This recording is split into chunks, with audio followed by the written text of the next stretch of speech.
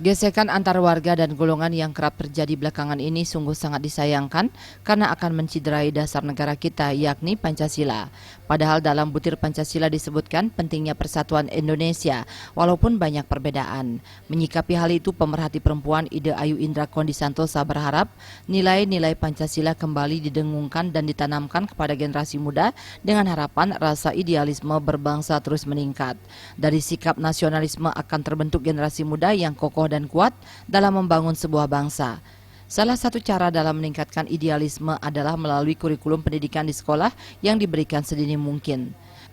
Karena sekarang kan sepertinya pemuda-pemuda kita atau mengerti atau tidak ini dengan arti Pancasila itu ya. Mereka kan harus paham dulu Pancasila itu apa. Nah, sekarang di sekolah saya lihat mungkin sudah tidak ada pelajaran pendidikan moral Pancasila itu ya seperti dulu. Nah, hendaknya itu dikaji ulang seperti penataran P4 dan sebagainya. Ya, itu penting sekali untuk pemuda-pemuda kita ini, apalagi penerus atau generasi penerus bangsa kita ya. Itu dia harus paham bahwa Pancasila itu apa.